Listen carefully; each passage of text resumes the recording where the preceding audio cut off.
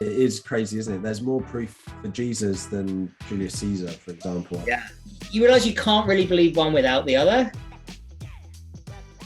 Welcome to the Bible in 1 Year podcast, brought to you by two Brits and a Bible. If you like the idea of a casual but meaningful chat about the Bible with a couple of mates, stay tuned in because this Bible's for you. This podcast is for you.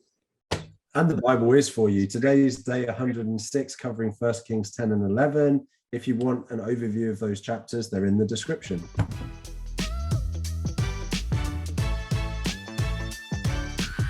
wonder if we should do like a giveaway or something, I don't know how we'd do it. Like when we hit, we're fairly close to 1,000 downloads at this stage. When we hit a milestone, we should like give away a Bible to someone random who comments or who has commented on an episode, or I don't know.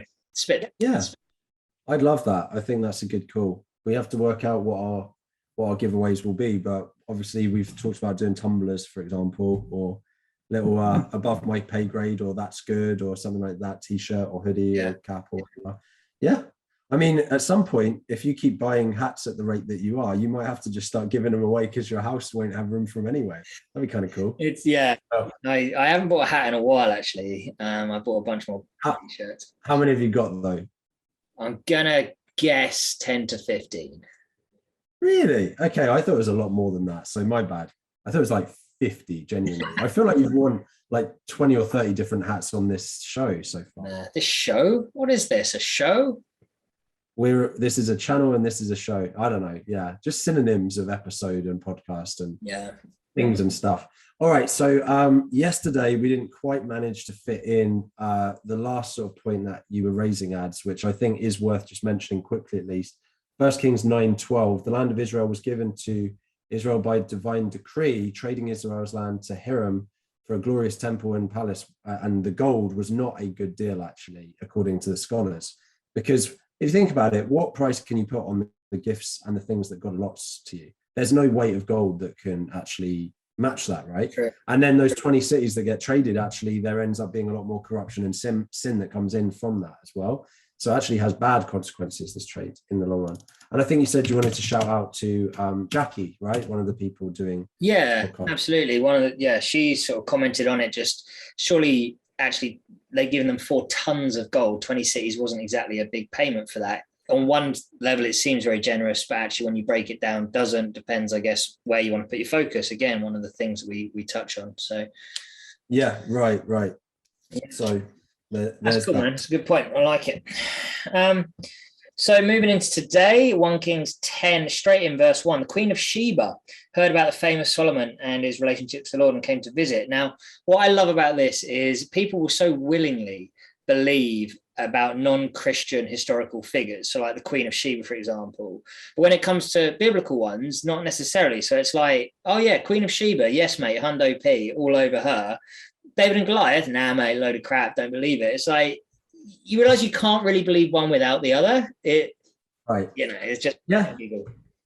I agree with that. It is crazy, isn't it? There's more proof for Jesus than Julius Caesar, for example. It was one of the famous stats, right?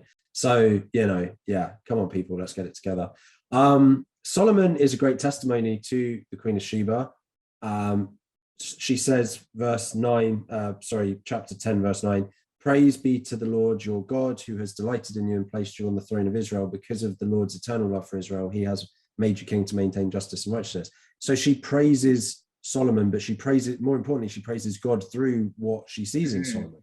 So it's really cool to see that. But yet then obviously, as we've said before, there's like the surface and going through the motions, and then there's where your heart is. Yeah. And I feel that God cares way more about where your heart is than how you're. Yeah. He doesn't want lip service. He wants your heart, doesn't he, really? Yes, he does. Sure. I like little tiny fact, the fact that she gave him 120 talents of gold, which was the exact same amount that he tipped Hiram, which we just chatted about. So actually, what we give away, God will return to us. It won't necessarily look like it did here, like tithing. We trust that if we give 10%, God will give back to us more than we've given. It won't necessarily look like, physical wealth as we've chatted about before with prosperity gospel, but when we give, God returns to us and we just trust it. I've seen it. Yeah. No, that's amazing, man. Yeah. Speaking of the tithing, well, not tithing, sorry, speaking of the talents, the weight of gold that Solomon received yearly was 666 talents. Obviously, pick that out. That's 25 tons of gold, mate. Don't know if you did the math on that. I didn't do the math or the maths on that, but we have to remember our British roots sometimes. Yeah. But I just loved that it was 666. Obviously, the number of the beast, numbers guy, couldn't help but see. There's the 13 years to build the palace as well. You just like, Solomon's got all the bad numbers. Yeah.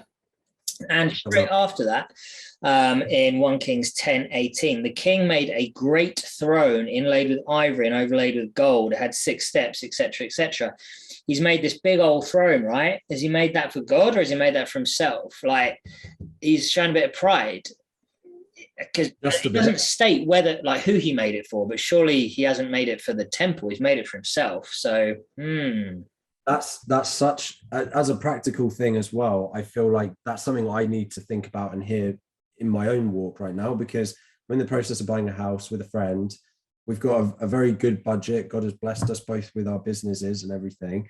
But as we're looking at these really nice houses, got to remember, am I getting this house that looks really nice for me, or am I getting this as something that I can use to glorify God? And I keep praying about that and saying, if I manage to get a house that is really nice, big, etc., let me use this for, fellowship. Let me use this for Christian events. Let me use this for something more than just being like, oh, look at me, look how golden my steps are, so to speak. Yeah, for sure. It's important.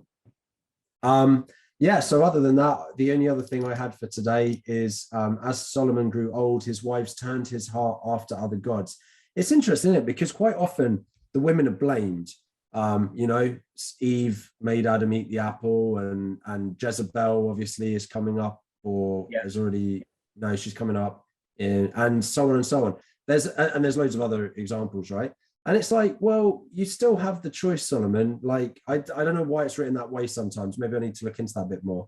But at the same time, well, you do a great little analogy of this, don't you? If you are unequally yoked with someone, it's more likely you'll be dragged into the sin than the other way around. And that's exactly what happens here. Can you just give that little analogy? Because the footstool one. You didn't even look at it. It's already written on my side to mention. It's the image of the written down. It's something my dad told me about years ago. And effectively, if you as a Christian are trying to date a non-Christian, it's a bit like you are standing on a stool and you're trying to pull that person up onto the stool with you, but any sort of resistance will pull you off the stool because their weight is so much lower than you. It's so easy to pull someone down off of a stool or a higher step or anything like that. So difficult to pull someone up if they don't want to be pulled up with you. Even pulling someone up who's trying to get up still takes a bit of guts to it.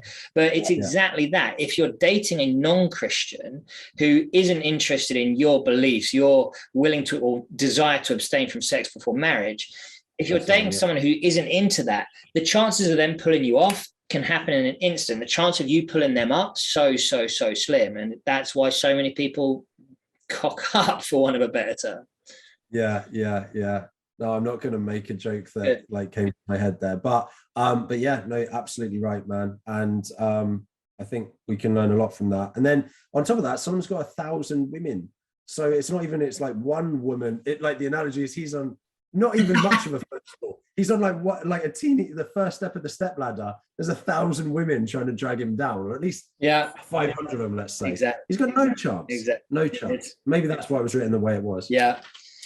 Final little point I wanted to make in here then. So Jeroboam, seemingly, and I was reading into this in the Bibles, he kind of rebelled against Solomon, partly due to his role over. He was in charge of looking after the people as basically one of the foremen of the people making the temple and stuff. And they grew discontent over how he flaunted his wealth so extravagantly through doing his own palace over the temple, all that kind of stuff. So people got hacked off with the way he was treating his wealth. And that's sort of the way it came out. And so Jeroboam ended up rebelling, which is where it all just goes tits up further down the road. We'll get to that tomorrow. Thank you very much for tuning in. Tomorrow's readings are 1 Kings 12, 13, and 14. Pick up your Bible, get on reading, you won't regret it. And in the meantime, if you could potentially join us on social media at 2 Brits and a Bible, and maybe share this with someone to help spread the word of God.